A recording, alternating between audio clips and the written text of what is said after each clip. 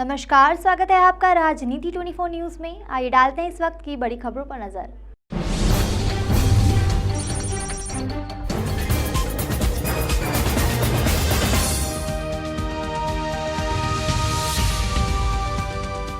मध्य प्रदेश सरकार द्वारा manual stamp जो कि छापित है उन्हें नष्ट किया जा रहा है। विदित हो कि मध्य प्रदेश में जुलाई 2015 से ई रजिस्ट्रेशन प्रारंभ किया गया है, जिसके बाद ई रजिस्ट्रेशन को बढ़ावा देने के लिए सभी कोषालय में छापित स्टाम्प अर्थात रजिस्ट्री में काम आने वाले 500, 1000, 5000, 10,000, 15,000, 25,000 की स्टाम्प जारी करने पर रोक लगा दी गई है। तब से ही मध्य प्रदेश के विभिन्न कोषालय में लगभग 7 करोड़ के स्टाम्प रद्दी कागज के रूप में पड़े हैं। एडवोकेट प्रमोद द्विवेदी का कहना है कि ई रजिस्ट्रेशन के वक्त सरकार को सुझाव दिया गया था कि इनका उपयोग रजिस्ट्री की जगह उद्घोषणा, बैंक बंधक, कॉलोनी बंधक, नगर निगम, प्रकोष्ठ पंजीयन आदि में हो, पर सरकार नहीं मानी। सरकार स्टैम्प खपाने के लिए कुछ समय तक ई रजिस्ट्रेशन के साथ मैनुअल इंतजाम जारी रख सकती थी, लेकिन ऐसा भी नहीं किया गया। नासिक में छपे इन स्टाम्प में खास तार और भारत सरकार का सांप्रतिक चिन्ह होता है। वहीं छपाई पर काफी पैसा खर्च हुआ, जिसकी सरकार ने परवाह नहीं की। वहीं द्विवेदी का कहना है कि कमलनाथ सरकार के समय स्टाम्प के उपयोग का विचार चल रहा था, लेकिन सरकार बदलने के बाद बात आगे नहीं बढ़ी। अब भाजपा सरकार सवालों के घेरे में है कि जब ई रजिस्ट्रेशन शुरू करने का फैसला हो चुका है तो इतनी बड़ी तादाद में स्टाम्प क्यों छपवाए। मध्य प्रदेश में जो मैनुअल स्टाम्प हैं उस करीब 7,000 करोड़ से अधिक के हैं। 2015 के पहले के हैं। 2015 जुलाई में मध्य प्रदेश में ई रजिस्ट्रेशन चालू हुआ।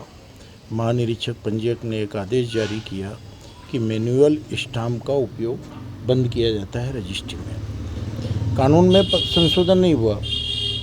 रजिस्ट्रियों में इन मैनुअल स्टाम्पों को 100 रुपये से ऊपर वाले बंद कर दिए गए। स्टाम्प जब छपते हैं तो सरकार को पैसा देना पड़ता है। नासिक से स्टाम्प छपते हैं। स्टाम्प छपते हैं तो विशेष प्रक्रिया अपनाई जाती है। स्टाम्प के बीच में आप ये जो तार देख रहे हैं, ये अलग अलग कीमत के स्टाम्पों में अलग अलग तरीके से होते हैं और ये तार बताया जाता रहा है कि चांदी के तार है। खैर मैं उस बात में मैं नहीं जाऊँगा, लेकिन जिस तरीके से 5 रुपये का 5 रुपये, 10 रुपये इन सब के छापने में और विशेषज्ञता होती है, उसी प्रकार से स्टाम्पों की छापने में और उनकी छपाई में और इस खास प्रकार के तार में अंतर होता है। करोड़ों रुपए के स्टाम्प आपने छापे। जब ई रजिस्ट्री आपको चालू करना था तो स्टाम्प क्यों छपवाए? स्टाम्प छपवाए तो विभिन्न कोषालयों में क्यों भेजे?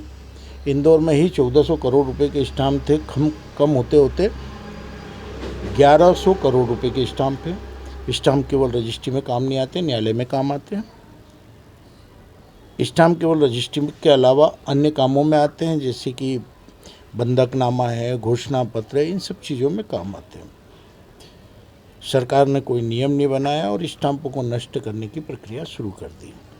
स्टाम्प को छपवाने में पैसा लगा, स्टाम्प को लाने में पैसा लगा, स्टाम्प को विभिन्न कोषालय में भेजने में पैसा लगा। अब स्टाम्प को रद्द करने में आपको करोड़ों रुपए देना पड़ रहे हैं। अब सवाल दूसरा महत्वपूर्ण है, सबसे बड़ा महत्वपूर्ण सवाल है कि यहाँ पर स्टाम्प के बीच में भारत का सांप्रतिक चिन्ह होता है।